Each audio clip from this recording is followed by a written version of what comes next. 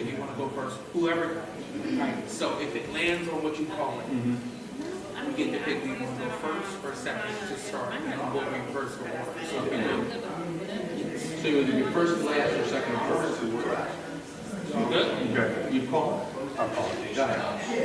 Thanks. Yeah, we're all the way down. All right, still going to come one side or the other? Okay, I'll go first and last. Cool.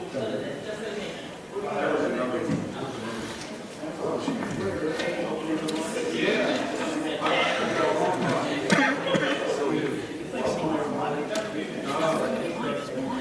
there's mine. Where's the camera? If it's live stream, where's the camera? Oh, it's the church's system. Wow. And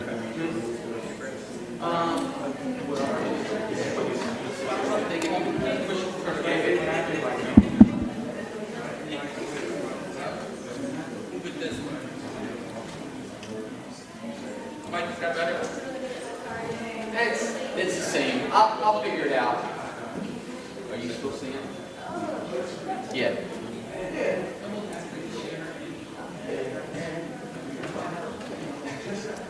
Over now. where's Nikisha? Tell me if this pen works. Sorry, your Dot Foods pen. I got a backup. Don't worry about it. I'm good. You want to send it to quality control. It's the same. It's okay. I'll figure it out. Oh, there you go. Whatever you just did. That's all. Mine works for me. You have to be an employee of Dot Foods, Richard. You got to back up. I'm good. Yeah. I don't know how to do it. Thank you.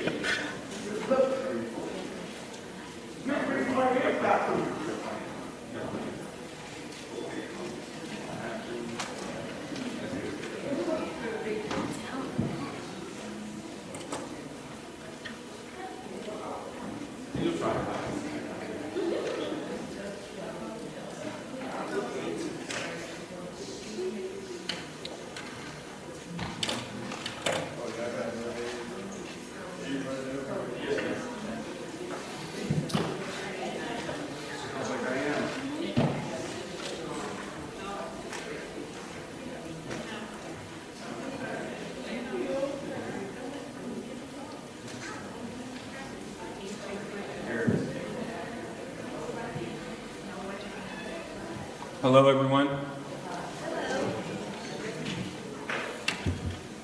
Sound check, okay? Yes. Okay. Welcome to the, I don't know, is this the last debate or the? Until we hear about another one, probably tomorrow or the day after. At the moment, right? For the Delaware's 2024 gubernatorial election, we'd like to thank everyone that has tuned into these elections and these debates. They have been very informational, and the community, I know from the feedback that we received, has been excited about them and eager to hear what the candidates have to say. So we're expecting that tonight is no exception. This evening, we have the pleasure. Who won the coin toss? Okay. So I haven't. We've done probably 73 of those. I have not won a single coin toss. I'm first, he's second, and then at the end we reverse. These two gentlemen are definitely not strangers to one another, especially over the past 90 days or so. They have stood next to one another and given so much information to the community. But Mr. Ramon winning the coin toss, I'll introduce him first. And this is Mr. Mike Ramon, who's currently a state representative for the state of Delaware, that's running on the Republican ticket for governor. And we have Mr. Matt Meyer, current county executive, for the county of Newcastle, and is running on the Democratic ticket. And they are both great people to know, and I like to think that I know them both, and I'm very happy that we have these two gentlemen running for the election. As far as our sponsorship goes for this evening, none other than the Metropolitan Wilmington Urban League. Thank you so much for putting this together, along with Azion Fair Baptist Church.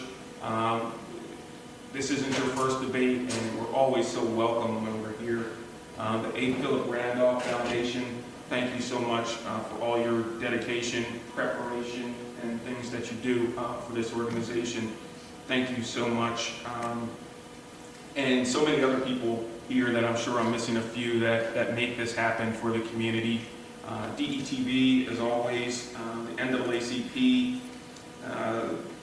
the Jack and Jill of America, the 100 Black Women, 100 Black Men, Rethink 14, and if I missed anybody, I apologize, but I think that's all that's listed for right now. As your moderator, I'm Kerwin Gaines, local talk show host here in Delaware on DETV. You may have seen me on the agenda. I've been a Delawarean all of my life, and excited about what's to come for everything here in Delaware over the next 4 years, and excited to be a part of the process in choosing the next leader. My co-host, would you like to introduce yourself? Absolutely. Good evening, everyone. My name is Alexandra Coppage-Wright. I was born in Wilmington, a lifelong Delawarean, proud former board member for the MWULYPs, current member for the National Coalition of 100 Black Women Delaware chapter, to the ladies in the black.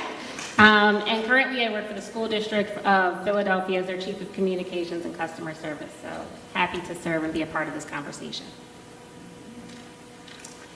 So, as always, I'm going to start off with the housekeeping, and the opening remarks we're going to abstain from. Didn't we agree on that, or we did not?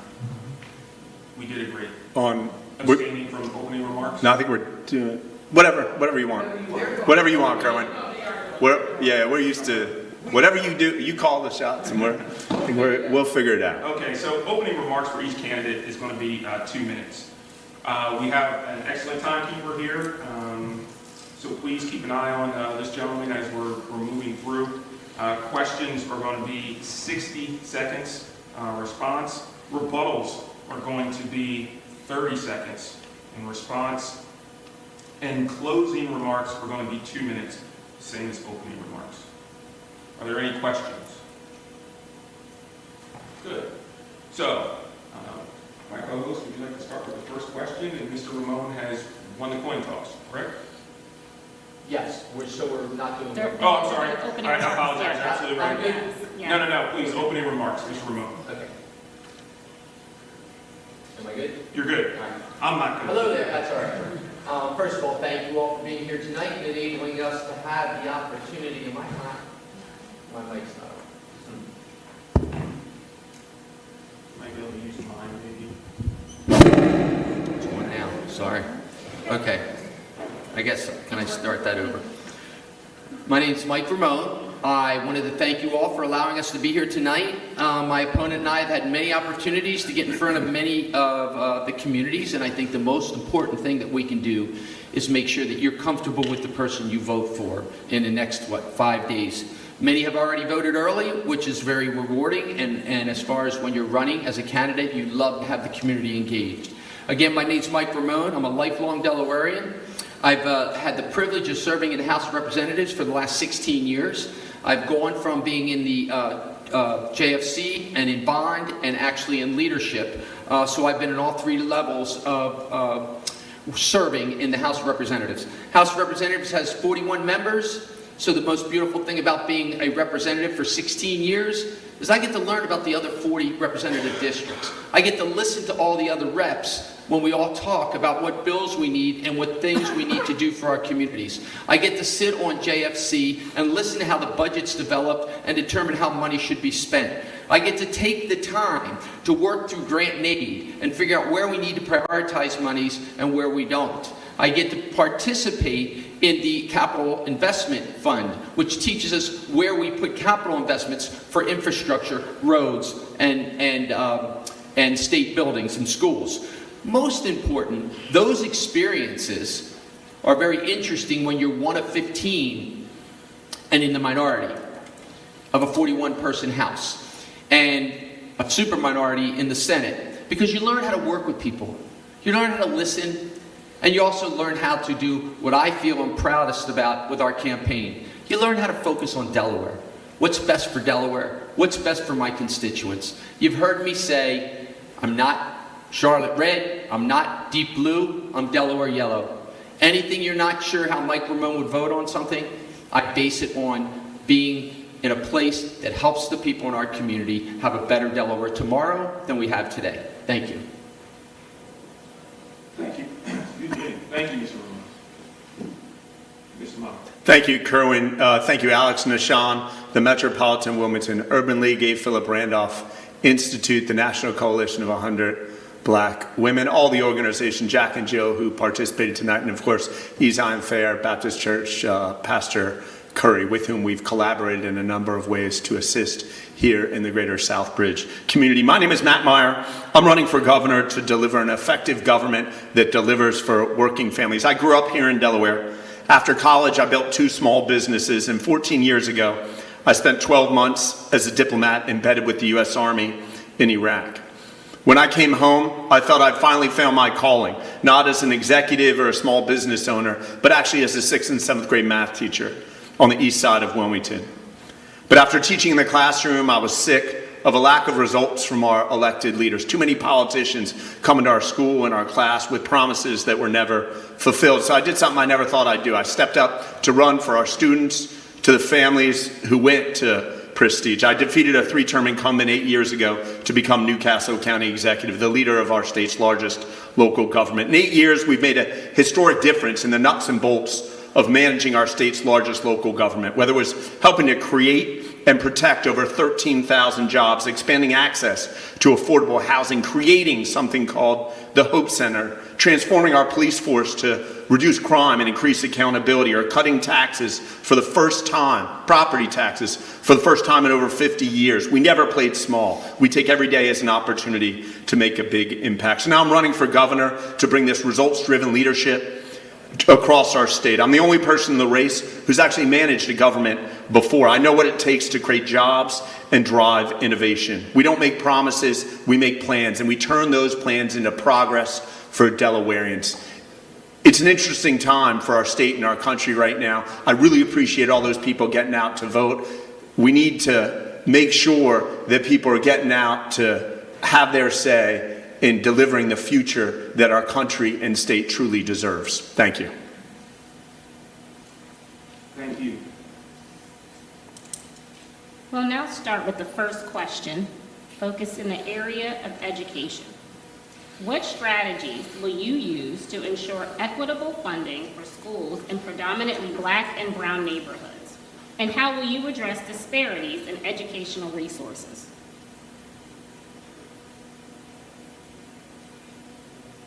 I'm sorry, I think that's to you, Mr. Ramone. I go, okay. I'm sorry, I was thinking we were rotating. So for education, I think one of the biggest issues in our state right now for education is the fact that we're failing. For 32 years, we've had one party in control of the state. For 32 years, every single year, we spend more and more money on education. And for 32 years, the results get worse and worse. I clearly believe it's time to tear off all the Band-Aids. Some people want to add some funding to education. I believe being one of the top states in the nation for funding and one of the lowest states in the nation for performance, I think the issue is just reconfiguring the way we do education. We got to stop social promotion. We got to create an environment where we're giving our teachers and our children more resources in the classroom. We need to reconfigure 19 school districts, a superintendent, Department of Education, and a Secretary of Education. We need to get rid of all the higher up and get the money down the bottom. But most importantly, we need to treat everyone fairly. And to have 3 of our schools right in this immediate area that has between 3 and 7% passing grades for our children is a sin. And if that's the only choice you have, we should be offering a voucher for that child to have a different place for their education. Yeah, when elected, I will be the first public school educator ever to be elected governor of Delaware. I'm told I'll be the only governor in the country's history, in the United States history, to have taught in an underserved school in our country, taught both in D.C. and here in Wilmington. I believe that makes a dramatic difference. Nothing matters in terms of education policy unless you get resources to the front lines. We've written an extensive policy, 23 pages, that talks about exactly what we're going to do. My opponent's platform includes cutting taxes for the wealthy, giving kids vouchers to drain resources from public schools. Right now we have a crisis. We have a crisis in the recruitment and retention of educators, of paraprofessionals and other staff who are choosing the best for their family, which is often to actually leave teaching or leave Delaware schools to go teach in other places. We're going to have a top-notch education system, and it's going to start by looking at the classroom and seeing how do we deliver for parents and families that today are truly not getting the 21st century education that our kids deserve. Can I just ask a follow-up on that, just because the topic of reconfiguration and vouchers, and just what does that impact have? What would that impact look like on the city of Wilmington, especially since there's not a high school in the city of Wilmington? So what would that reconfiguration look like? Do I go first again? Yeah. Yeah. Sorry. Ask the question again. The voucher system, how does it affect the city because we don't have a city high school? Vouchers, what's the impact of vouchers? What would reconfiguration actually look like for the city of Wilmington? Yeah, so in my vision, I've been in the General Assembly now for 16 years. I worked with actually Karen Peterson across the aisle when I first got into the House, and our reconfiguration looked like a North Newcastle County, a South Newcastle County, a Kent, a Sussex, a charter, and a VOTEC district. That's it. So therefore, you consolidate the districts. Schools that don't have a certain number of capacity, like they're 30% low, 40% low, in Red Clay, in Christina, we got 3 high schools in each that could be combined into 2. We need to reconfigure that we do have a thriving Wilmington High School. And it is much easier if you reduce all of these expenses that are never even getting into the classroom for the children. You're going to hear my opponent always try to reclassify what I think and what I say. All because we want to lower taxes for people doesn't mean we take money out of education. What we need to do is fix the way we run education. I ran businesses for 43 years. I know how to make things efficient. I know how to set up SOPs. I know how to make sure they're followed. My vision would be to make sure that Wilmington has the fair education available for the black and brown children that they're not getting for the last 32 years. Yeah, I believe there needs to be a school district in the city of Wilmington. I will work towards that goal. I believe there needs to be consolidation of school districts outside the city of Wilmington. I also believe we should, as someone who's been an urban educator, I believe we should add resources. It's in our platform to have $100,000 a year teacher positions to educators who are willing to teach in the highest risk, highest need areas. For me, it's all about people. How do you get highest quality educators, highest quality teachers, paraprofessionals, staff into areas where we need it most? Under my administration, if there's a single third grader in this state who is not reading on grade level, that is a crisis. I manage the Newcastle County paramedics today. There are crises every day. I want to react just like that when our children are not reading on grade level. Showering them with resources and love and support before school, after school, on weekends to make sure that they can perform and are better prepared to have an excellent future. Thank you. Let's stay on education if we could. Okay, Mr. Meyer, this question is for you. You brought up briefly in your response that you plan to work to diversify the teachers that are currently in the state of Delaware. Right now, 1 in 5 educators are of color. 3 out of 5 students are of color. Right, so the representation is not there. What program, how would you implement and to benefit the state and the students to diversify the current teachers? So the first thing we have to do is make sure that our educators of color stay in teaching. We're asking too many educators, particularly paraprofessionals, to do things that are not good for their families. You look at paraprofessionals who are looking at making more money working in an Amazon warehouse. right, than teaching, what does that say about us as a society and how much we value our children and their education? So the first thing we're going to do is figure out how do we make sure educators, and particularly educators of color, have actual incentives to stay in the classroom. Part of that's compensation. Part of that also is quality of work environment. In addition to that, we have to make sure we are attracting educators, particularly from the communities that are struggling the most. We need to make sure we have extensive pathways from our high schools through Delaware State University, University of Delaware, and Del Tech, Wilmington University, and Goldie Beacom as well, to enter the teaching profession, and also make sure there are pathways, as has recently been started, for paraprofessionals to graduate or to get the educational credits needed to be classroom teachers. Thank you. Mr. Ramon? So if we end up spending the $800 million that have been mentioned that we need in additional educational funding, we're also going to be taxing ourselves out of the market.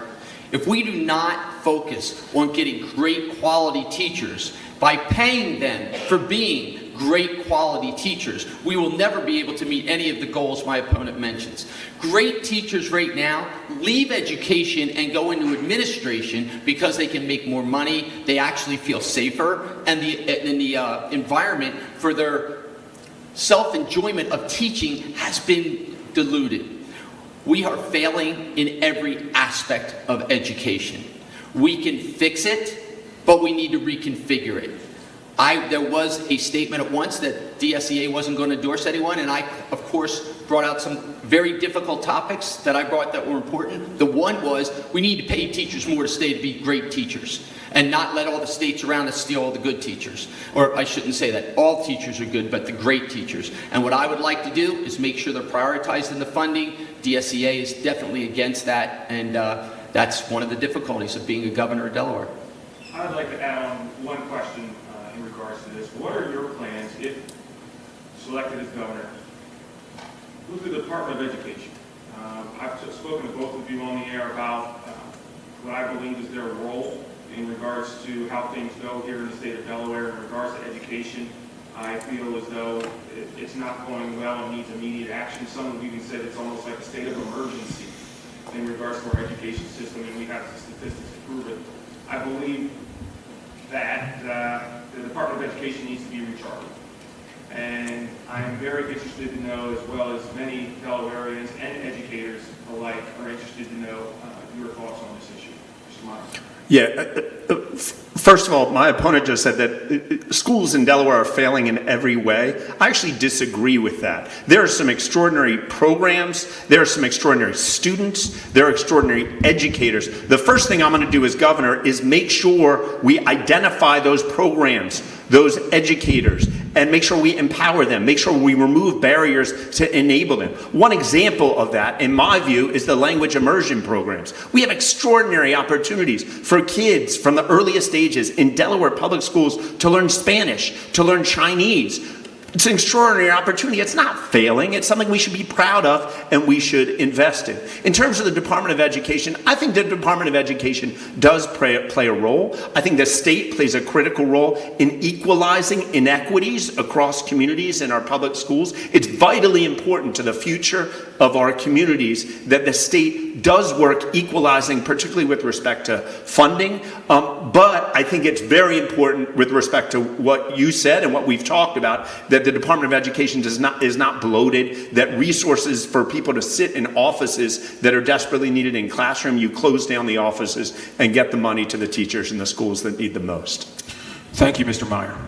Mr. Ramon. Thank you, sir. I'm glad that Mr. Meyer agrees. I get disappointed when he tries to reclassify my statements and my points. I try to be very positive always and try to be kind and fair. It obviously isn't retroactive, but more importantly, children need to be educated. Children are the customers. Is every school in every way failing? Of course not.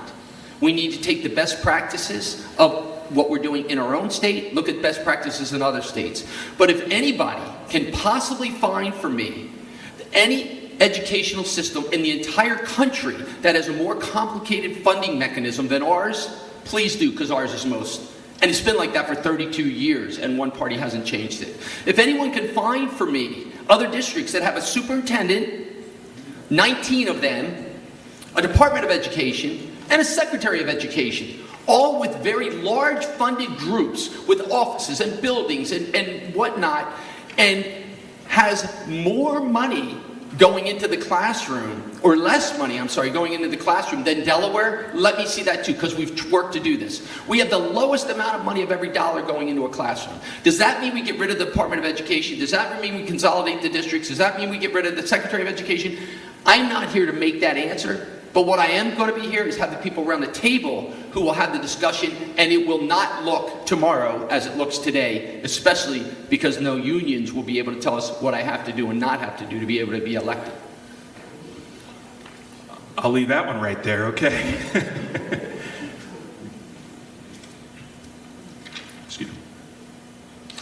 I just want to be clear in this, for this question, and I know it's difficult for you currently, not being in the position of governor, but you feel as though that the Department of Education should stay as it is. No. Okay. Mr. Meyer? I'm sorry, Mr. I'm not even sure there should be a Department of Education. Okay. Thank you very much. Appreciate it. Next question. You have a superintendent, you have a Secretary of Education, and you have 19 districts. If you're going to keep 19 districts, get rid of the department. If you're going to get rid of the 19 districts or downsize them, then you keep the department. But you need to have the people at the table to figure out what it looks like. Just slicing and dicing isn't the right answer. Kids need to be prioritized. That's not Delaware yellow, that's MAGA red. Here we go. Okay. Thank you. And staying on education just really quickly, you both mentioned the teacher shortage, and just to be clear, that's not something that is specific to Delaware. There is a national teacher shortage, especially of black and brown men entering the teaching profession. Both of you mentioned forms of increased compensation. How do you plan to get there? How do you plan to raise teacher salaries? The last question was for Mr. Ramon, or was, right, sorry, yes. So, Mr. Meyer. Yeah, again, it's very hard in 60 seconds to compress an extensive education policy. I encourage you to go to mattmeyer.org. A year ago, we spent months traveling across the state putting together an extensive 23-page education plan. Our funding formula to fund our schools today, to make sure communities have equal access to funding, the formula was written in the 1940s. There is no equal access to funding across communities. When that funding formula is fixed, which I have made clear is among the most important items on our agenda, that will help. We've also made it very clear that in Delaware today, a family making $70,000 a year pays the same state income tax rate as a family making $7 million or $70 million dollars a year. We're open to increasing incrementally the income tax rate for multimillionaires in Delaware to fund education. It's not acceptable to have wealthy people with lower taxes, as my opponent's proposing, with education at this state and at this level of inequality. Once again, I believe the conversation's about education, right? And what I'm saying is very simple. The principal needs to be empowered. The principal needs to get a budget that the principal can then trickle down to his teachers to make sure he has good quality teachers where he needs them, and he can use the rest of his budget within his school when we fill the schools properly with the proper children that can be successful. We then put great principals in great schools, and if they're getting great results, they stay there. If not, you bring another principal in and you run the school better. Do we need 19 districts to do that? I don't think we do. Do we need the Department of Education to do that? I don't think we do. Do we need a superintendent, a Secretary of Education to do that? I don't think we do. But do we need none of them? No. We need to have some kind of a basis of a top structure. But when your top structure is 75% bloated of where all the money's going, and we're funding our schools at one of the highest in the nation and getting results at one of the worst, and we keep saying, let's put on more Band-Aids that look like $100 bills, that's not an answer. And you can't have the flexibility and the independence to fix this when you have a union breathing down your neck for the last 32 years telling you what it has to look like. Thank you. On to the economy, and especially the economy for Black residents in the state of Delaware. In Delaware, there has been no significant closure in the poverty gap between Blacks and whites since 1970. In 2019, the Racial Wealth Divide in Wilmington report found 33% of Black households in Wilmington have zero net worth, which can only be said for 15% of white households. What immediate steps will you take to close this gap? Matt. You first, or I think you went first in the last one. I'm sorry, Mr. Ramon. Okay, that's, I think immediately we need to create economic stimulation in areas that are underfunded and socioeconomically challenged. I am an entrepreneur. I've tried for years to continually grow young people into great entrepreneurs. We now have the Delaware Prosperity Partnership. We have the small business group in Delaware. Why don't we have a mechanism within there that's specifically focused 100% to work through the Black Chamber of Commerce, who I'm very fortunate comes to our small business caucus meetings every year. I'm very involved in the business stimulations that we do, and I agree, they are not equally distributed, not because there's not intent, but because there's not the right structure to get engagement. We need to go into the community if you want to help the community. You can't do it from afar and say, oh, it's there, they can ask. That's not right. You got to grab them, you got to work with them, you got to help them, and you got to help guarantee success. You do that by creating an environment that is in the community, for the community, about the community. We haven't done that for 32 years. We need to do it now. Mr. Mark. Yeah, I don't think there's an easy answer to that question. As a former teacher, as I mentioned earlier, it would drive me crazy to hear politicians talk about how they're going to solve all this stuff and then nothing changes. It's one reason why when I was elected county executive, I was passionate about technology education, particularly for students of color. We didn't have any money in county government to do it, but we created this vision of a program called 1,000 Kids Coding. We managed to work with banks, get seed funding together. To date, working with Code Differently, we've educated over 1,100 Delaware kids in coding skills. Nearly 100 of them have gotten jobs, paid jobs with banks, almost entirely students of color. We need to make sure our lowest income kids from the earliest stage, from elementary and middle school, truly have access to high income skills, to understanding how computers and apps are programmed. We also have to do work to address the immediate gaps in our economy. There's a tremendous need right now. Welders, carpenters, making six figures, $100,000 a year. We started a small program at the county called Pathways to Apprenticeship. We're looking to expand on programs like that. Keeping up with that, one of the major, I believe, truly financial goals that so many people have is owning their first home. There is a disparity in regards to African Americans in this state and compared to white Americans and Delawareans, in regards to buying their first home. According to the Urban Institute in 2020, 82.4% of white households own their home, while only 51.4% of black households own their home. How will you help more black Delawareans become homeowners? In my 8th year as county executive, I have a PhD in NIMBYism. And NIMBY's coming saying, I don't want that built near me. And I can tell you without question, NIMBYism is racism. We need to look at zoning laws across our state, just as we've done in Newcastle County. We need to look at communities across our state that say, oh, we don't really want those people here. I think what happened in the generation before mine is there was redlining. They would just write into law, no black people here. We don't do that anymore, but the attitudes underlying it and the actual outcomes are very similar or the same. So I'm going to work tirelessly to do everything we can to pass laws and implement policies that undo that intergenerational history of racism.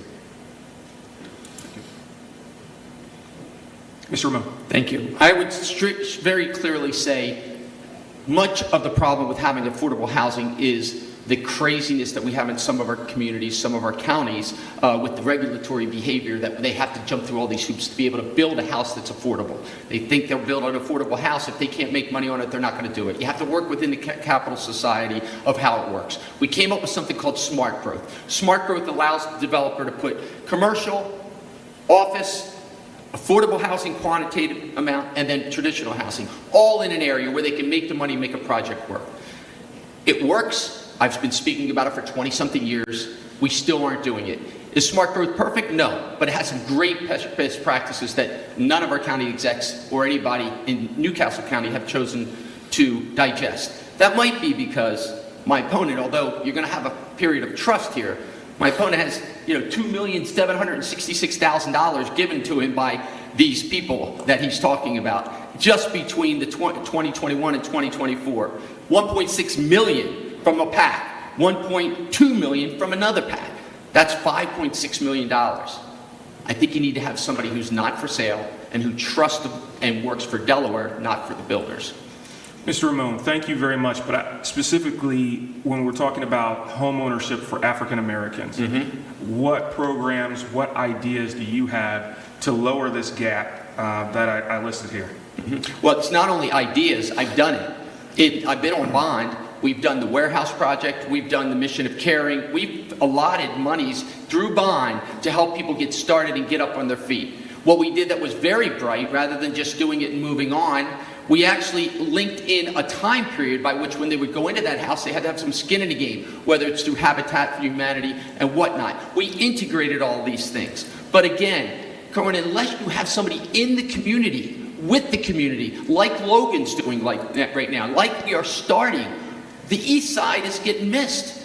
We need this lower east side. I've been at the Florist Exchange at 3rd and Church for 40 years now. I see what's not happening. They're moving all around you, but they're not hitting here. Where you put the zones for development need to be good for the people that live there, and then you need to have the education and the support to make sure that those communities are aware of the opportunities, not people coming into the communities who happen to give a lot of money to one person or another and then making all the money. We need to make sure it falls in the people's hands that most need affordable housing. Thank you.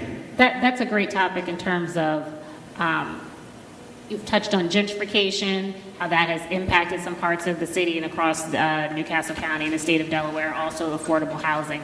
Specifically, how would you address, both of you address increasing affordable housing, because that is a factor in why Black residents and African Americans in Delaware do not own homes, and then also addressing the issue of gentrification, where making sure that these homes are built in areas where Black residents live, building up those areas and those communities and making them places where Black people want to stay and live and raise their families. So in terms of increasing affordable housing, we need to make sure we continue down the road of protecting renters, protecting tenants. I strongly supported legislation just this past year to make sure any tenant had a right to legal counsel. Very often when a tenant gets evicted, the landlord has high-priced lawyers, the tenant has no one, so they don't even know the law. We need to continue down that road, making sure we're stopping unfair evictions, making sure Section 8 tenants by law cannot be treated differently than any other tenants. But ultimately, the problem of affordable housing comes down to there's just not enough of it. We need to make sure that there are incentives to build affordable housing. We need to make sure the regulations are being reduced, particularly on the building of affordable housing. We also have to make sure, something we've done in Newcastle County, is require affordable housing in rezonings. So if you want to rezone a property, a certain percentage needs to be affordable to the community. That not only expands the number of affordable homes, but does it in diverse ways all across our county. So you don't have sort of single neighborhoods where all the poor people live. You have lower income people living in dispersed neighborhoods and diverse neighborhoods with middle income and higher income people as well. Thank you. I would look at it a little differently. I thought it was interesting that my opponent says we need to reduce have regulatory reductions, and that's basically what a county executive would do, or the county council, not and what I have the state done. of Delaware. Excuse me. I would also suggest, though, that you have brought up a very good question, and here's the issue. We have so many levels of crisis in Delaware. We need to digest all of them. We need to digest the crisis in education if we want children of color to be able to get out of an education without having to go from 3rd to 4th grade with forced promotion without being able to read at 3rd grade level. You've guaranteed them failure because now they're going to hide in the corner and they're not going to go to their highest capability. If they need another year in that grade, give them another year in that grade. If they need summer school, set up summer school. If they need better attention and lower class size, do what you need to do to get success. In paying jobs, the African American community in particular have some of the lowest paying jobs. Why? It's simple. It's just the byproduct of a society that we're in, that we need to make changes. The way you make changes is you incentivate appropriate behavior and you deter inappropriate behavior. We don't do that well. We need to do it better.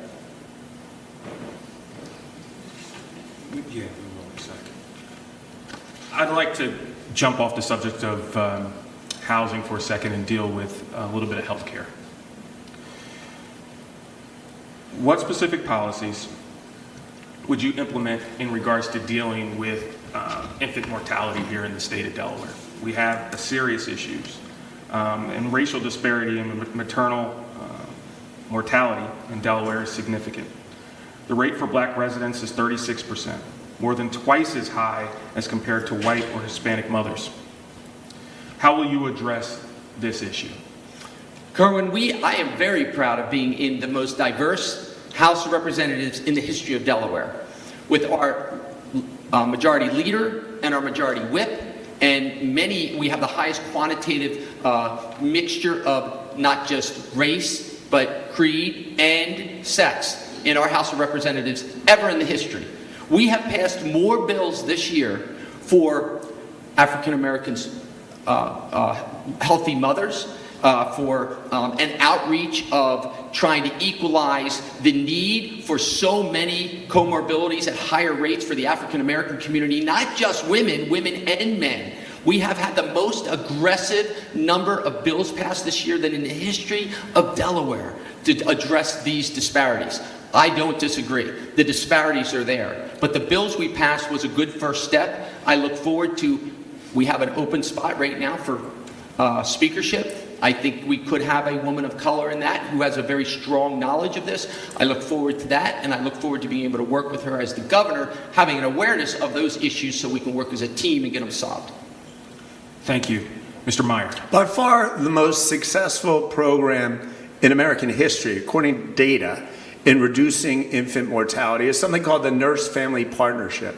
It's nurses that visit homes of first-time expectant mothers living in poverty. It's nothing new. These are programs that I think started in the 1960s. If you Google Nurse Family Partnership, there's hordes of data about their success. We read about it and learned about it and decided to double the size of the program in Newcastle County. Again, it's not something that Newcastle County government traditionally does, but we were passionate about it. I believe every first-time expectant mother in poverty in Delaware should have access to a home visiting nurse. The criticism that's commonly given to this program is it's too expensive. It's very expensive. Nurses are expensive. You're talking about $20,000 to $30,000 a year per family. I think it's one of the strongest and best investments we can make. I think it's worth it, and you're going to see it's in our written platform. You're going to see a dramatic expansion with the goal of providing that service to every first-time expectant mother in Delaware living in poverty.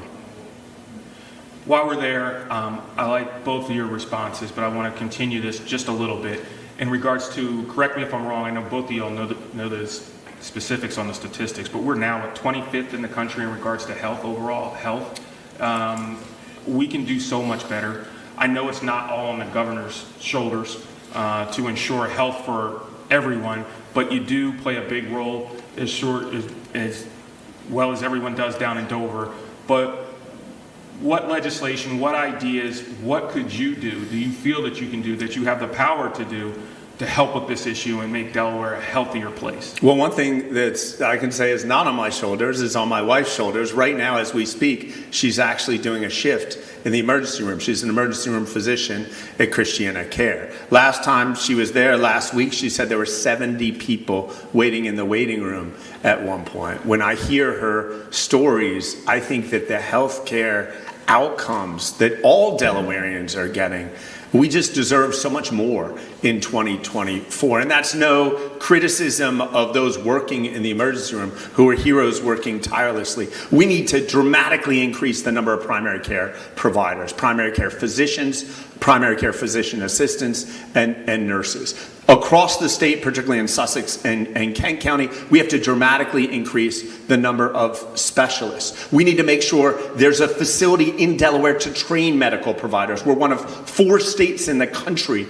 without a medical school. We are number 5 in the country in the percentage of our population that's seniors. That's growing. As the number of seniors grow, the need for medical care grows. We need a medical school here that in turn will expand residencies and provide more opportunities for medical professionals to grow their career here in Delaware. So I mean, this is my sweet spot, Kerwin, so I appreciate you bringing it up. I'm a fitness guy, right? I own fitness centers. I think we've fallen into a quagmire in this state that we have sick care. We wait for people to get sick, and then we take care of them. We don't give any incentive, any motivation, even starting in education. We've cut back on gym. We've cut back on after-school sports. With kids, that's contagious. We have the computers and the iPads. We're doing everything wrong. We're not motivating proper behavior. Proper behavior is more knowledge, more education on eating habits, more knowledge, more education on healthy habits, more knowledge, more education, and more opportunity for physical fitness habits. But even on the other side of that, Delaware needs a medical school. We need a school where we're training our own people within the state. Then we put clinics next to our hospitals. Instead of everybody running into the emergency room where the cut needs 4 stitches and going to the most expensive place where you're going to wait the longest period of time just to get them stitches, you can go to the clinic where our own students will be learning with some professionals. There's a way to do things. You just need creative entrepreneurial thinking outside of the box. That's what I think I bring to Delaware. Thank you. Mr. Meyer, in terms of segueing from health, physical health, to mental health, how do you plan to enhance mental health services in the Black community, considering the unique challenges faced by its members? Great. Thank you. Everyone deserves to have quality physical health and mental health care across our state. And that's particularly true in communities that are currently underserved. I think from friends and colleagues who tell me so, it's really important that when a person of color goes to get mental health assistance, they can't just go to anyone. You want to go to someone who has cultural competence and an understanding. So for me, it starts with making sure there are enough providers. Right now, similar to what we were talking about, teaching, there's a gross shortage across our state of all mental health providers, and that shortage is particularly acute in communities of color. So we're going to have strategies to make sure we train and attract mental health counselors and providers who can assist here in Delaware. We grow their numbers and make sure they stay here in Delaware. Mr. Ramon? Thank you. I think one of the most important things, we have to understand the magnitude of many of these problems that we're discussing. You know, thinking that because, one level of government does it one way, the state is very complicated and everything affects everything. But what I'm very proud of is in the last 4 years, we have devoted more money to our educational system, to our schools, monstrous modifications to bring mental health care providers in all the schools, which was an initiative nobody dreamed could go on 5, 6, 7 years ago. But we did it. Now we have them in high school, middle school, elementary school. We have had a remarkable success with it, and it helps all of the other children in the school also. 1 or 2 children struggling from very difficult mental complexities within their home, within their life, within their family, are getting these services now in our schools what they weren't getting before. And it's helping all of our children in our school. One problem not solved, but going to a path of recovery. We have so many more. We need to address one at a time and know what we're doing when we talk about it. And just a quick follow-up. Do either of you see, from your seat as if you were governor, how that would be funded through the state? And that could be to Mr. Meyer. What would be funded? How increased mental health services could be funded through the state? Look, I think it's clear. First of all, it's a $6.5 billion budget. You find money for things that are priorities. An expenditure in mental health, and particularly mental health in communities of color, it's not just money you're throwing away, it's an investment in our future. It's an investment. Smart investments reduce cost. We, 4 years ago, bought one of the largest hotels in the state and created something called the Hope Center. We were bombarded with phone calls, negative phone calls, like never before in our office, saying, how are you going to pay for this thing? People are going to come, homeless people are going to come and stay for free? What are you thinking? We managed to piece it together. For Christiana Care, for our hospitals, there's huge savings to people coming to a facility and getting on-target, appropriate mental health, substance use, physical health care that's saving Christiana Care hundreds of thousands of dollars. So they're paying us to operate the Hope Center. Same with the Veterans Administration. So I think what you do is you find where savings are across the community, and then you make strong, bold investments in mental health. The downstream savings will be realized over time, and that's ultimately how you pay for it. Mr. Ramon? Basically, you have to prioritize. The one thing we do agree on is in the government, in the branch of the governor's office, you need to make very large, top-scale thoughts and visions, but you can't just do whatever you want. You're not your own entrepreneur.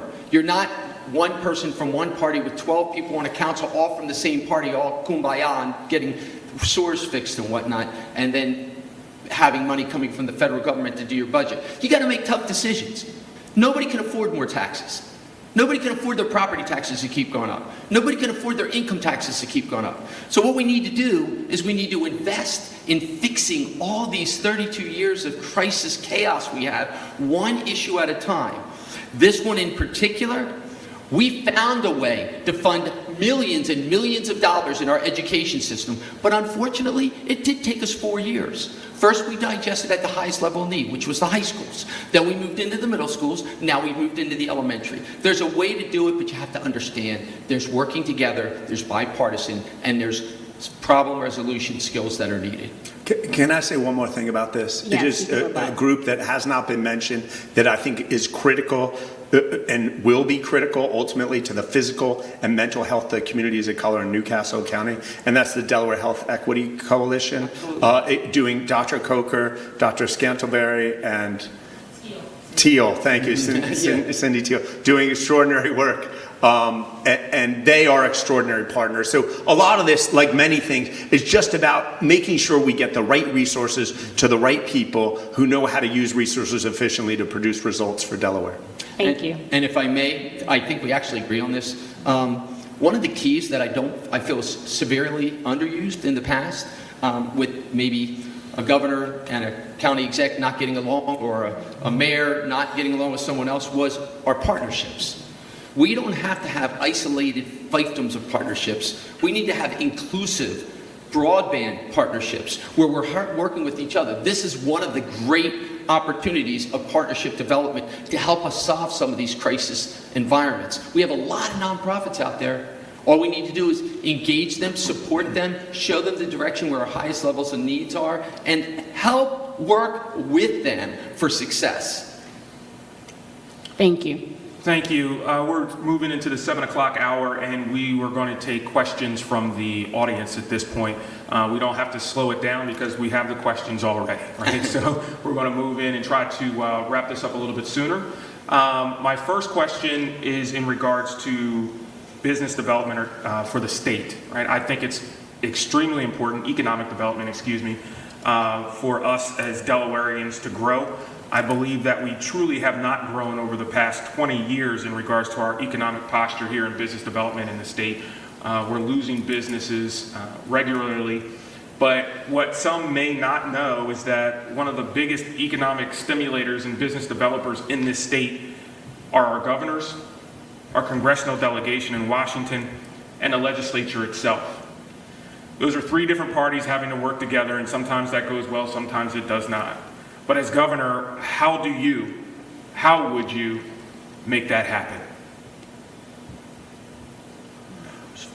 So, in terms of working with the federal government, working with other governments? Yeah, how would you work with the Delaware delegation and as far as business? So first of all, we in Newcastle County, we have an unrivaled record of success. We brought in more federal dollars, not just ARPA dollars and COVID dollars, but competitive federal dollars than any other county administration in history. And there have been some pretty good county executives, like County Executive Chris Coons, before us.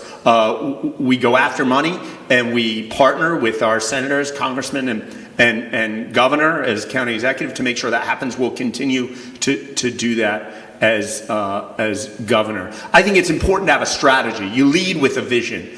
And one of our visions is that the basic expenditure of government funds right now and government contracts, both in Newcastle County where I am now and as we move to the state, is not equal.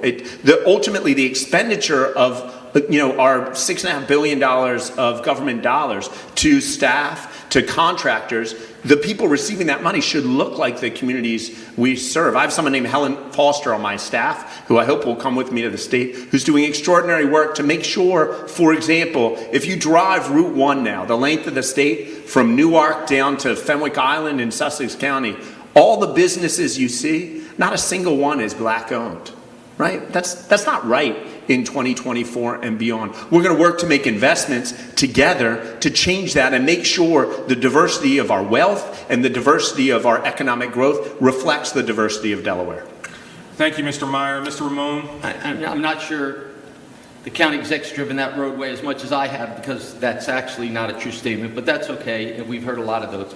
My easiest way to address this is you need to have someone who can define a crisis, define the problem, go get best practices, define the solution, and then develop the path from A to Z.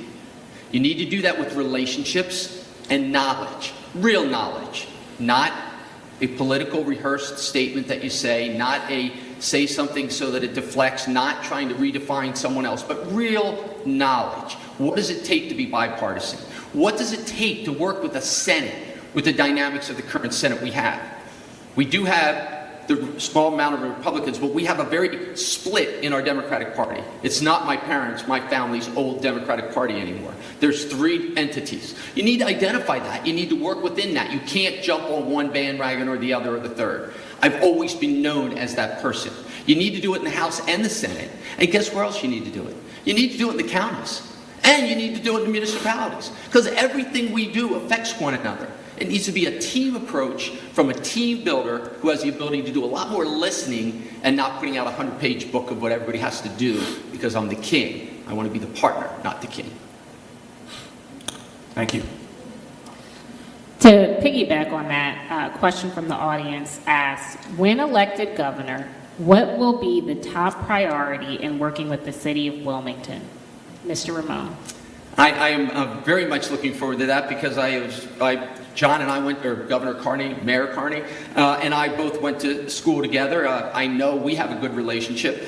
I know what he has said to me in the portion that maybe I am the next governor and some of the initiatives he'd like to pursue. And I'm in agreement with him. One of them is the focal point of stopping all these groups that are all meeting and saying what education looks like and start putting plans together and getting education fixed. Create opportunities where we have great quality schools and great quality teachers in areas of most need in the city immediately to start fixing our education. If the city of Wilmington isn't brought to a higher level of prosperity with business, with integration of social classes, and with workforce development, the state of Delaware will never thrive. Delaware follows Wilmington. Wilmington can't be Murder City, USA, as it's been over the time of certain people's tenure. It needs to be a place where we have opportunity, development, and very active, eager cooperation as a team to solve problems together.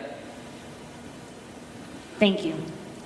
Mr. Meyer? Yeah, as county executive, we've had unprecedented partnership with the city of Wilmington. I mean the mayor, but I'm not just talking about the mayor. I'm talking about city council, and I'm talking about community-based organizations across the city. The work we've done with the city has enabled HUD, federal HUD, to increase the number of Section 8 vouchers available to Delawareans because we were able to consolidate some operations. It's actually reduced the cost of our sewer system, believe it or not. They tell me not to talk about that during debates, not to talk about that crap, so to speak. Sorry about that. But as governor, I intend to do the same, partnering not just with the mayor, but the council and the people of Wilmington to make sure we work together to create a school district and community-based schools that are truly responsive to the communities that we serve, to make sure that Wilmington kids, that parents that want to send their kids to traditional public schools aren't putting their kids on a bus in the morning for an hour and a half to 2 hours to go out to school in Newark that, to be honest, isn't really performing that well either. And also making sure we're making the appropriate investments in job growth here in the city across all neighborhoods to make sure the prosperity of the riverfront expands to neighborhoods across our great city. Thank you. Next question is staying with economics. We're dealing with the port that's really not that far from here, just a few miles. Would you, as governor, support further port expansion? Absolutely. I think port jobs are critical. I think the ILA, the port union, is a pathway to wealth for many Delaware families. We need to make sure we're supporting the port union. We need to make sure we're growing jobs. We have some strategic advantage. Anyone that works in real estate knows the three most important things in real estate are location, location, and location. And with our port, we actually have the right location. Ships are going up Delaware River to Philadelphia, New Jersey. We have a strategic advantage here. We've never been able to leverage it into the kind of growth and wealth that, or I shouldn't say never. If you look historically, 100 years ago, we actually did. The population of Wilmington then was almost double what it is today. There's an opportunity there for us to grow jobs in ways we've never seen before. With global trade growing, now is the time for us to take advantage of it. And you're going to see a lot of attention and investment in the port, making sure as it automates, it creates jobs and opportunity for Wilmingtonians. Thank you. Unfortunately, again, my opponent's right. The city of Wilmington is the lowest population it's had in a very long time. And for the 32 years that one party's been in control, that we lost the chickens, we lost the credit cards, we lost the cars.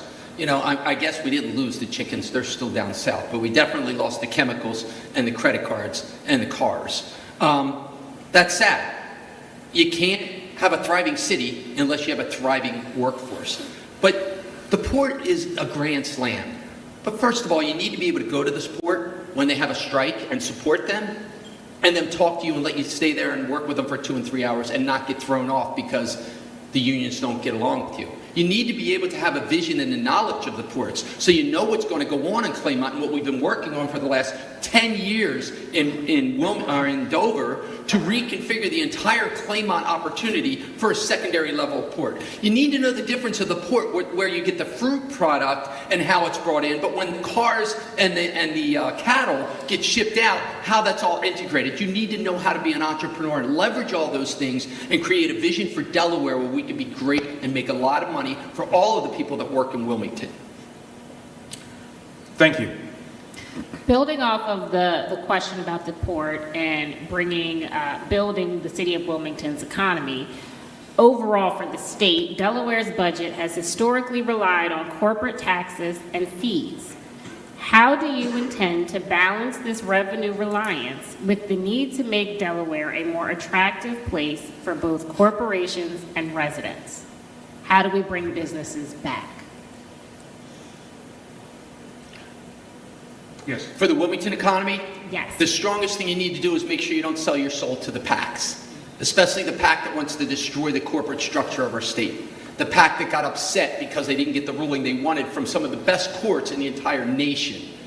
And they give one opponent, one person, $1,250,000 spent on one campaign of negative campaigning against someone's opponent and positive campaigning for that person. They can deny it, look it up. Second thing you need to do is you need to stop allowing HB 350 get passed. because they had a supermajority in the House and the Senate, and one party came out with a bill without even talking to the medical society, without even talking to the hospitals, shoved that bill down their throats, and has jeopardized, again, another pierce in our corporate veil. For all of you in this room, our corporate structure in Delaware is 30% of our income. Your personal income tax is about the same amount.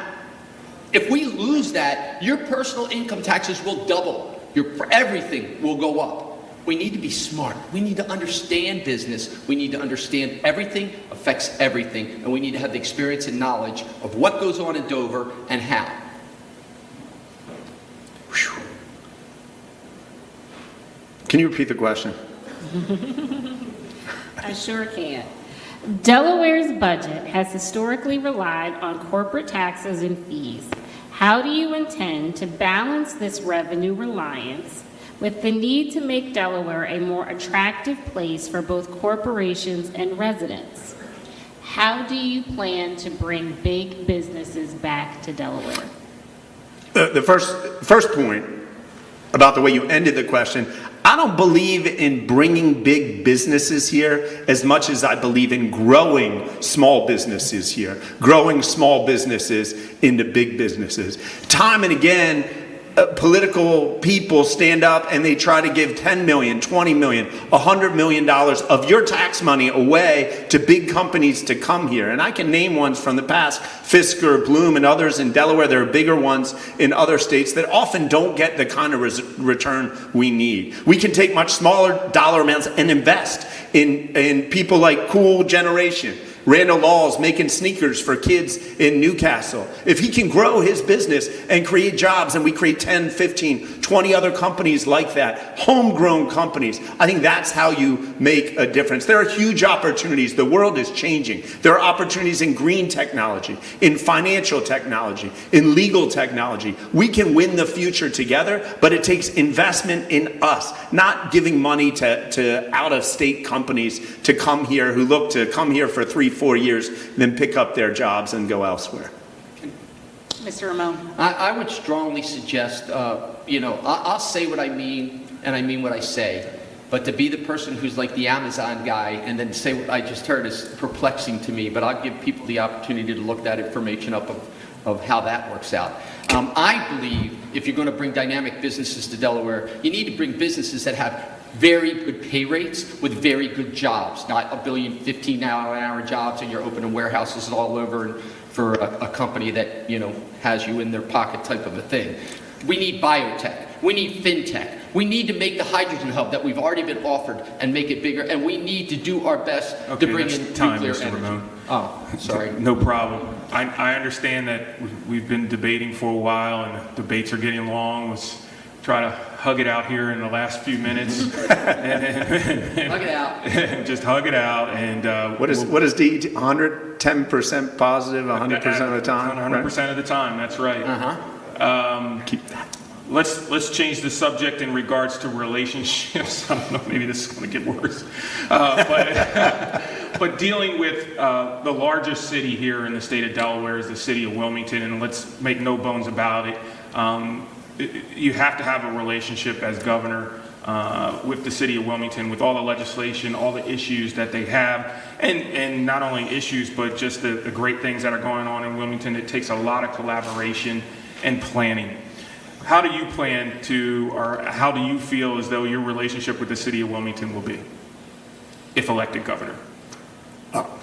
First of all, like Governor Carney, I'm a resident of the city of Wilmington, a long-time resident. I moved here in 5th grade, lived here through high school, went away for college, law school, Kenya, Iraq, and then came back to the city I love. So in terms of the city itself, you're going to see the same Matt riding his bike around. There might be some security guys following me, a little more than normal, but we're going to have a great relationship. I am passionate about making sure that this city thrives, and not just thrives on one side of the city.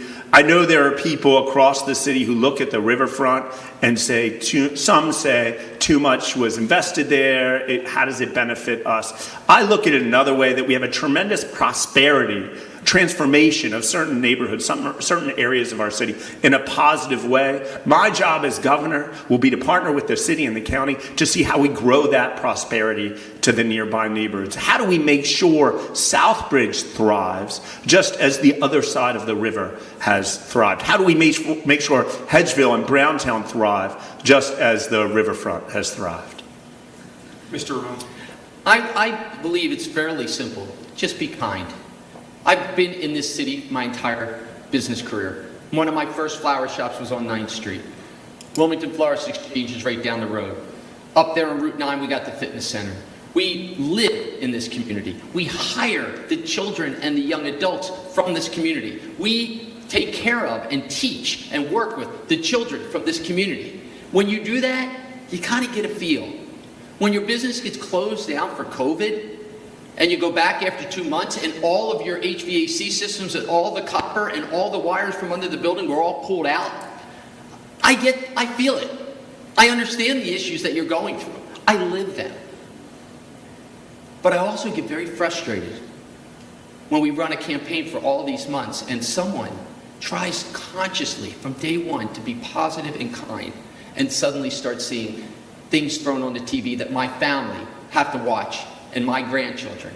I want to be a governor that the people in Delaware are proud of as my grandchildren and my children, and if we don't prioritize Wilmington, Delaware doesn't thrive. It's that simple. Thank you. I now want to transition a little bit away from that topic to food deserts and increasing the health of our communities from that aspect. So what plans do you have to reduce food deserts in Delaware? Currently, between 18.3% of children experience food insecurity in Newcastle County. How will you address that as governor? Go ahead. I would first create prosperity partnerships in certain areas where we want to focus purposeful food opportunities like we did with ShopRite. We did that. The riverfront and us created that environment. Why just there? I don't know. Because it worked there, we should be doing that more often. I guess they thought, well, we got one, we're good. No, one's not good. You got to get one up on this side. You got to get one on the west side. So I've been through Delaware. I've watched us have the grocery stores try to come in and other areas where we don't have proper food opportunities. And therefore, I'm the guy who's preaching healthy. So we surely have to have areas that healthy eating and food and access with affordable food is accessible. We have the opportunity to create environments where we reduce grocery receipts tax for those businesses, where we reduce regulatory behaviors and regulations for those opportunities. We can set up spots which would motivate the capital infrastructure businesses to go and take care and create an environment that would limit the deserts, or at least one at a time. Thank you. Mr. Meyer? Thank you. I think the solutions are among us. We in Newcastle County have helped fund a program called Healthy Food for Healthy Kids that actually has a whole curriculum and feeding program in elementary schools across our state. It's in our platform to make sure there's funding to get that program in every school across our state. So children are taught from a young age to grow their own food, their own healthy food. You know, when I taught at Prestige, we used to go across the street to Ray's Deli right on Northeast Boulevard to get a sandwich. And there wasn't much healthy food in there. We need to create incentive programs to make sure that low-cost, healthy food is provided in existing stores like Ray's Deli, and we need to talk to the retailers, talk to larger big box supermarkets and see what we can do to incentivize them to come to neighborhoods that are food deserts. Finally, we have a great food bank that not only is providing food, but doing a lot of training, job training, and we need to make sure we enhance their services and help them to reach out to communities, to continue to reach out so that no family in Delaware ever goes hungry. May I follow up?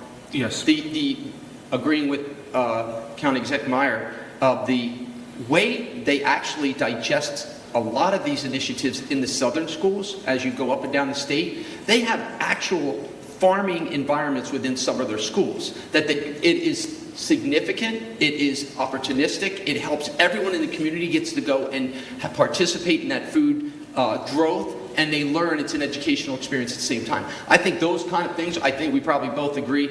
Also, the state of Delaware did just enhance the funding for every child's lunch at all of our schools, and we expanded it to breakfasts. So we're down to the final two questions before closing remarks. And my question is one question that I've asked both of you on the show, but I'm asking you here for this viewing audience, and that is in regards to your first 100 days. I believe that we're dealing with momentum in this election. It is a very, very highly watched election, and there are so many things that are on the table, and people are expecting momentum and what I called flash to bang on some of these great ideas that we hear during the campaigning time.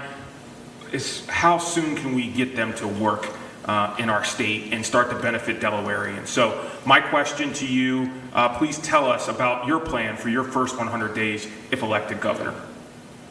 Mr. Meyer. We're going to take dramatic steps to fix the funding formula. We have the oldest formula to fund our schools of any state in the country. It's 80 years old. We're going to take dramatic steps to assist any child who is not reading by the 3rd grade to have the latest and greatest technologies and resources to read. We're going to take dramatic steps to provide universal access to pre-kindergarten. Every child in Delaware, particularly children who are coming from families that do not have resources, should have universal access to schooling, quality schooling at the age of 4. We're also going to take dramatic steps in the first 100 days to create the first medical school in Delaware's history. Thank you, Mr. Meyer. Mr. Ramon. Thank you.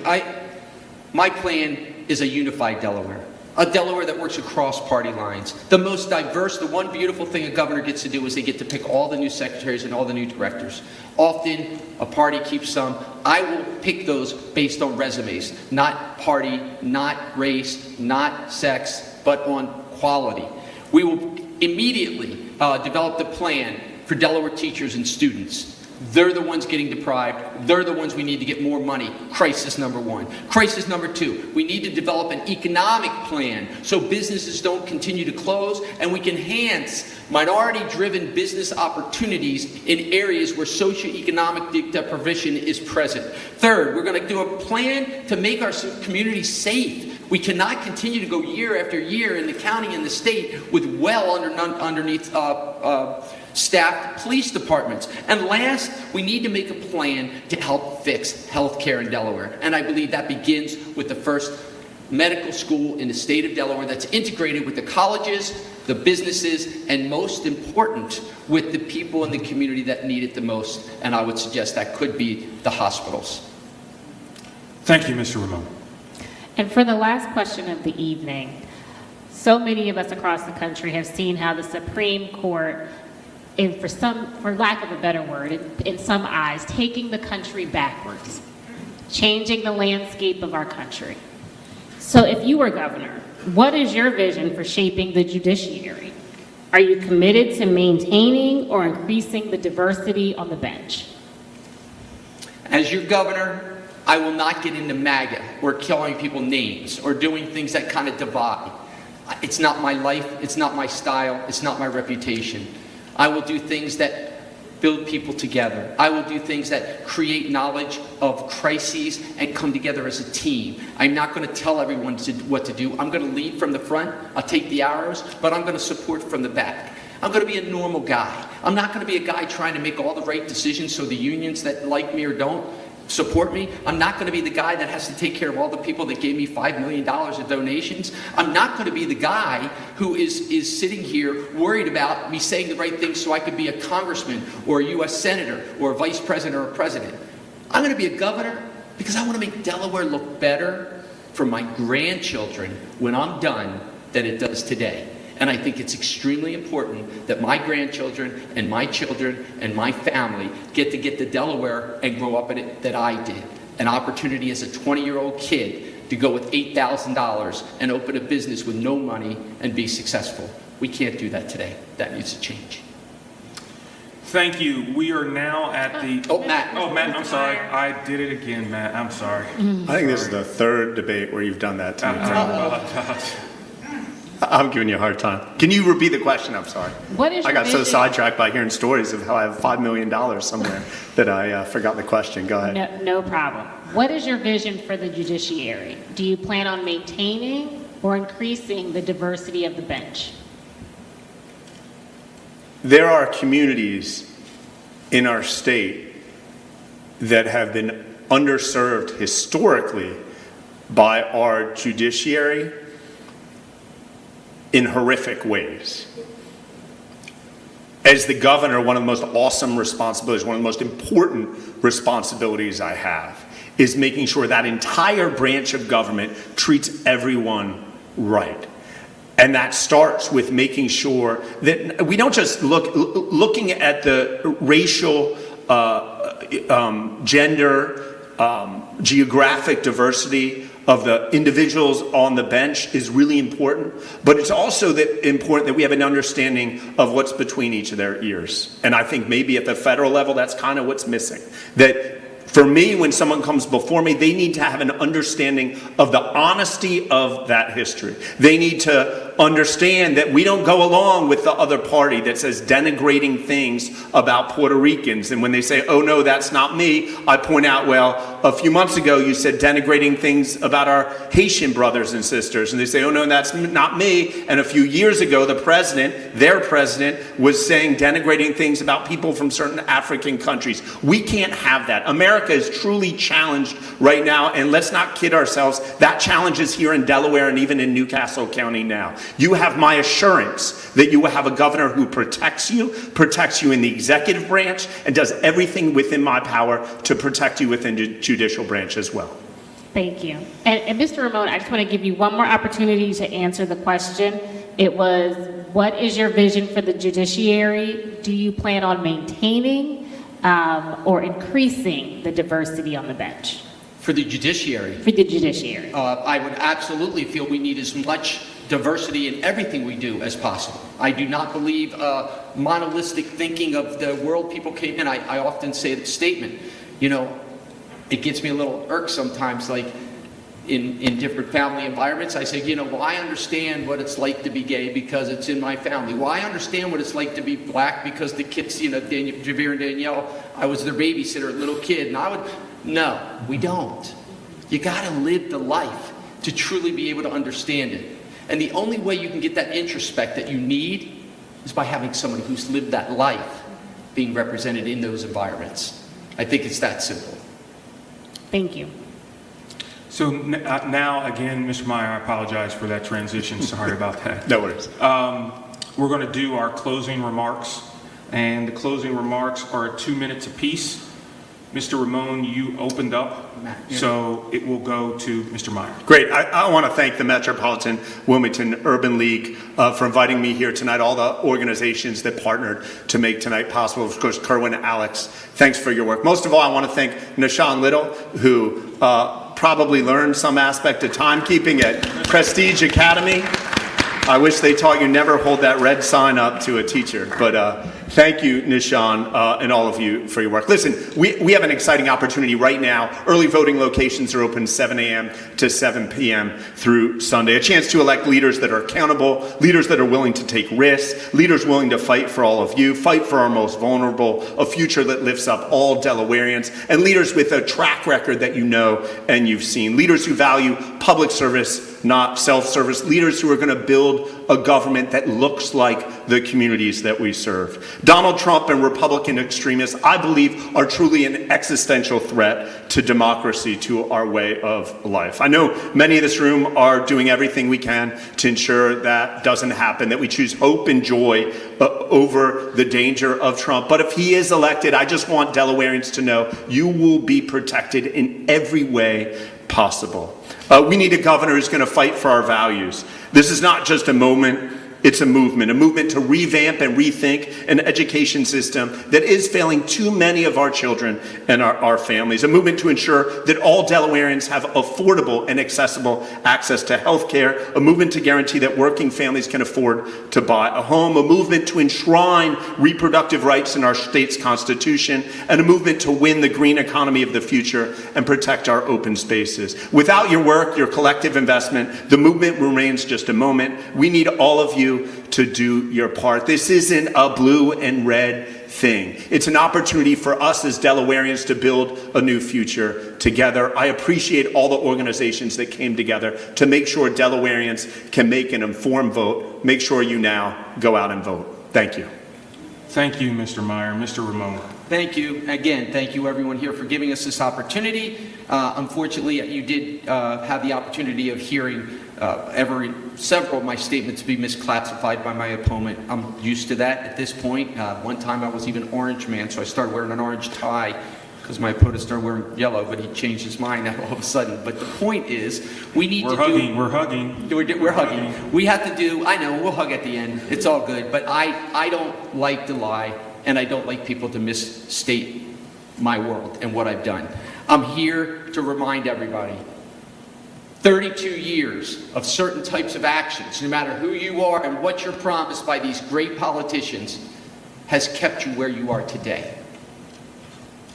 Insanity is expecting a different result by doing the same thing over and over and over again. It's time for real change. It's time for change that's in the middle of our state, came from our state, lived in our state, and grew in our state. You don't need to keep hearing all the craziness about me being compared to Trump. Maybe I don't like him any more than you do. It's not really relevant. I'm going to be a great governor.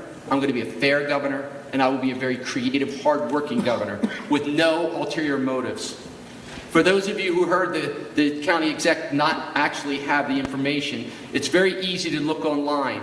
Meyer for Delaware has received since the 2021 year until 2024 added up $2,766,000 from builders, developers, lawyers, accountants in the world that were getting projects approved in Newcastle County.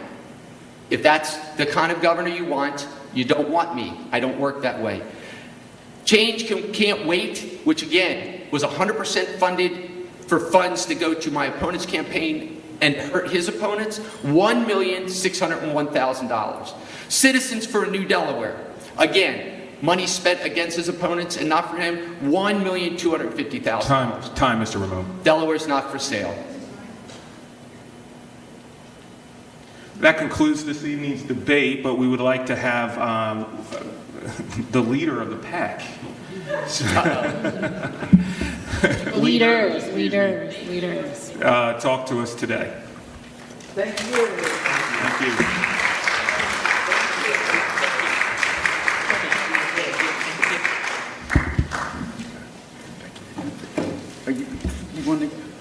You want me to go first?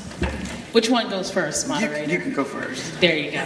All right. So, one, thank you so much to the candidates who came and took time out of their busy schedules to be here. Can we give both of them a round of applause as they do exit?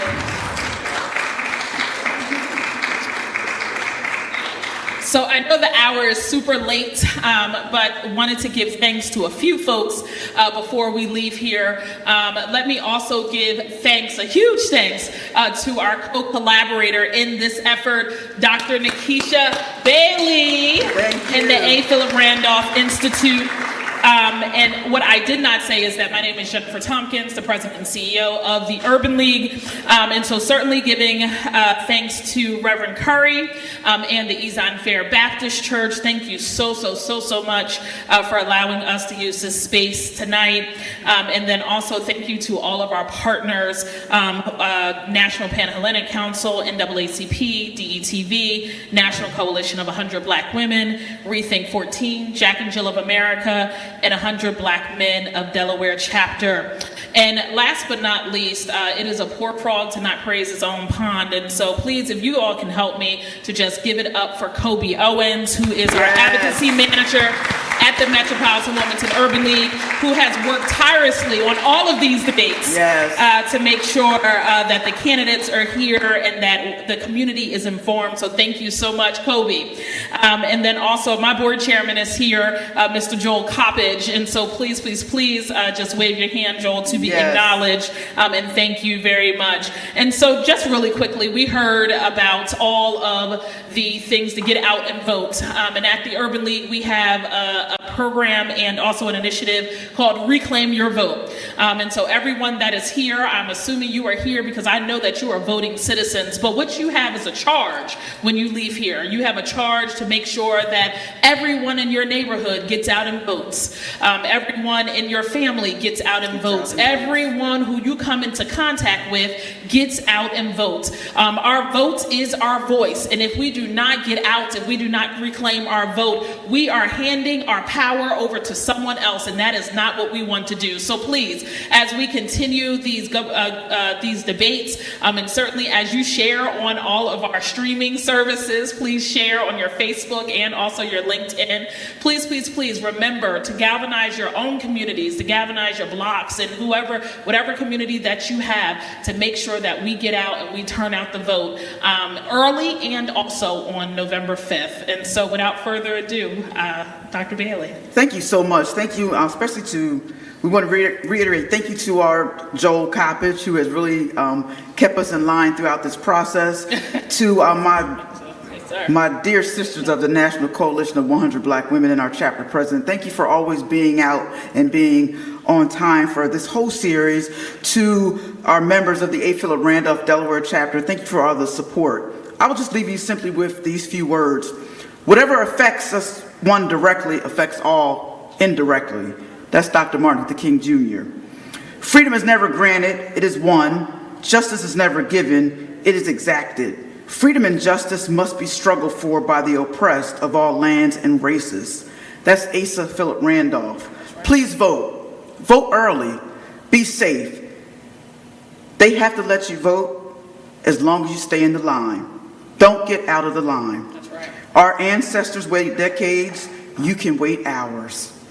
This election is life-changing. My father's hands picked cotton. My hands picked Obama. That's right. This past Saturday, my daughter's hands picked Kamala. Please get out and vote.